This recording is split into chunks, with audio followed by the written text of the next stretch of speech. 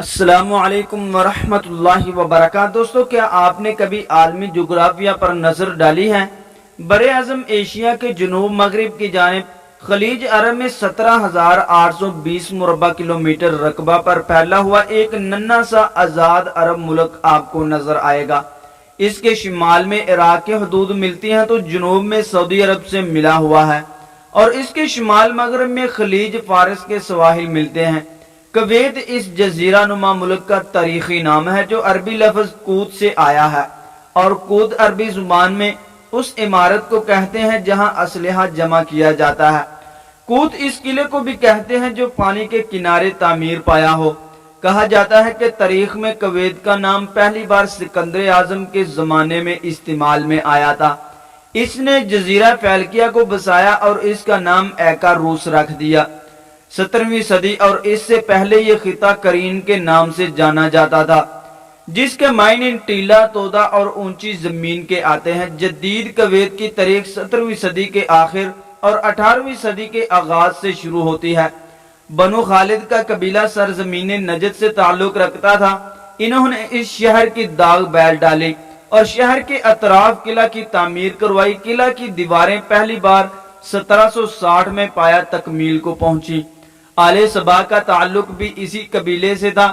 نجد سے نکل کر اس خاندان نے یہاں پر سکونت اختیار کی، اور اس عہد میں یہ شہر پھولا پھالا اور دنیا والوں کی توجہ کا مرکز بن گیا۔ دوستو، آل سبا کے خاندان نے اس کی تعمیر و ترقی میں بڑی قربانیاں دی تھیں۔ لوگوں نے ان کی کاوشوں کو خراج تحسین پیش کرتے ہوئے 1752 میں سبا بن جابر رضی اللہ تعالی عنہ کے ہاتھوں پر بیعت کی اور ان کو اپنا حاکم تسلیم کیا۔ ایک تجارتی شہر پر ہر کسی کی نظریں ہوتی ہیں۔ قدیم زمانے کی سے کویت ایک اہم تجارتی مرکز مانا جاتا تھا، اور اس کی بندرگاہیں بین الاقوامی تجارت اور لین دین کے سلسلے میں اہم رول ادا کرتی تھیں، اس لیے اس پر دشمنوں کے حملے کا اندیشہ ہمیشہ رہا ہے۔ جدید کویت کی تعمیر کے بعد اس پر ترک عثمانیوں کی نظر تھی۔ 19ویں صدی میں عثمانیوں نے اس پر قبضہ کر لیا۔ 23 جنوری 1990 میں شیخ مبارک نے برطانیہ کے ساتھ ایک معاہدہ کیا جس کا مقصد عثمانیوں کے چنگل سے کویت کو نکالنا تھا۔ اس معاہدے کی وجہ سے برطانیہ کویت کے خارجی پالیسی پر مکمل حاوی ہو چکا تھا۔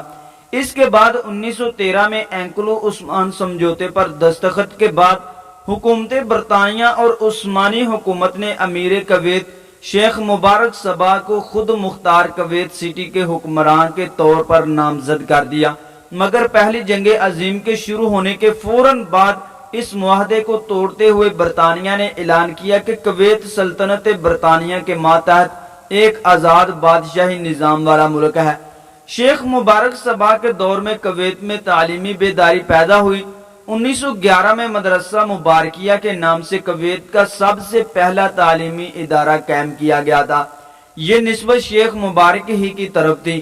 انہی کی ایما پر 1914 میں مستشفی امریکی کے نام سے کویت سٹی میں ایک ہسپتال کی بنیاد رکھی گئی۔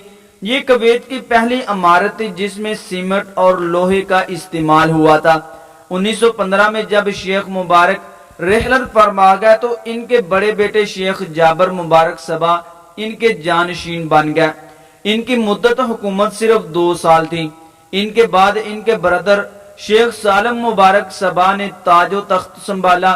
کویت کی تاریخ میں سب سے بڑا مارکۃ الجہاری انہی کے زمانے میں پیش آیا تھا۔ نجدی حکومت کے ساتھ حدود کا مسئلہ اس کا اہم سبب تھا۔ 1921 میں شیخ احمد جابر سبا حکومت کی کرسی پر براجمان ہوئے۔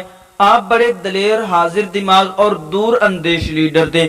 مشکل گھڑیوں میں بڑی آسانی سے اپنی قوم کو بچ نکلنے کا راستہ دکھانا ان کی خاصیت تھی۔ 1937 کو شیخ احمد جابر سبا کے عہدے ہی میں کویت میں پہلی بار پٹرول دریافت ہوا، اور 30 جون 1946 کو پہلی بار زیر زمین سے پٹرول برآمد کیا گیا۔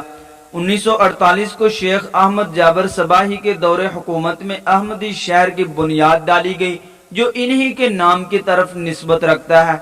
1950 میں شیخ احمد جابر سبا وفات پا گئے اور عبداللہ سالم سبا کو کویت کے امیر بنا دیے گئے۔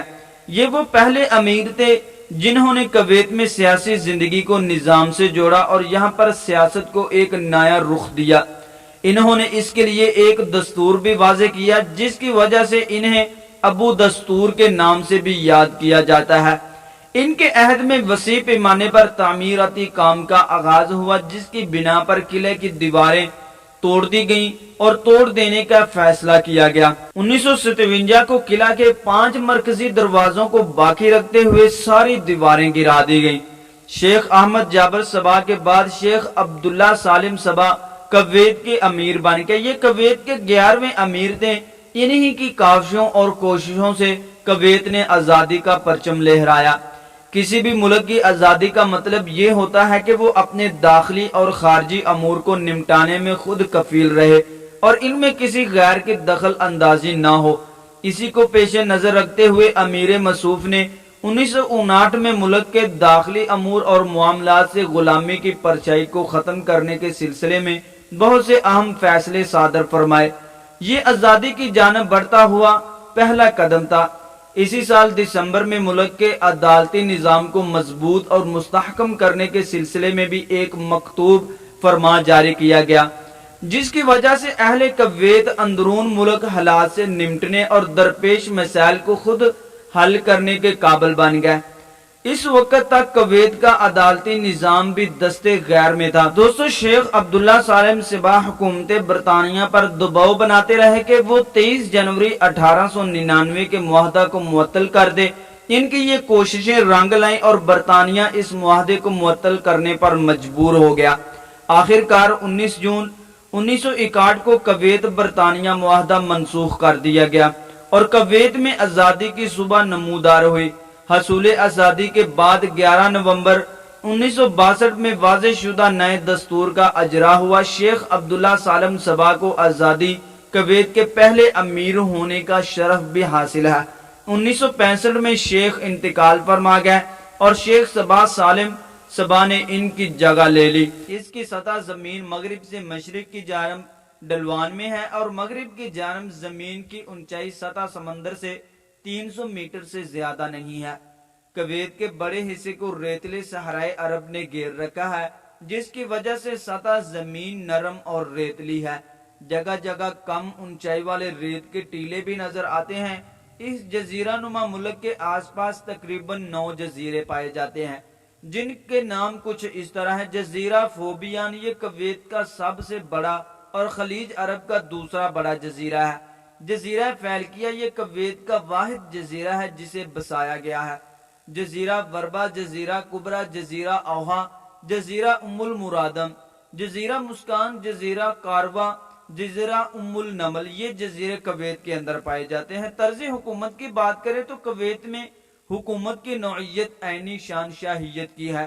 1962 کے آئین کے مطابق کویت میں موروثی حکومت قائم ہوگی جو شیخ مبارک سالم صبا کی نسل میں ورثتاً چلے گی۔ اس آئین کے روح سے شیخ کی ذریت کا ایک فرد امیر ہوگا اور حکومتی معاملات میں ان کا تعاون ولی عہد کرے گا جس کو خود امیر نامزد کریں گے اور کویت پارلیمنٹ مجلسۃ الامہ کے ارکان کثرت آراء سے ان کا انتخاب کریں گے۔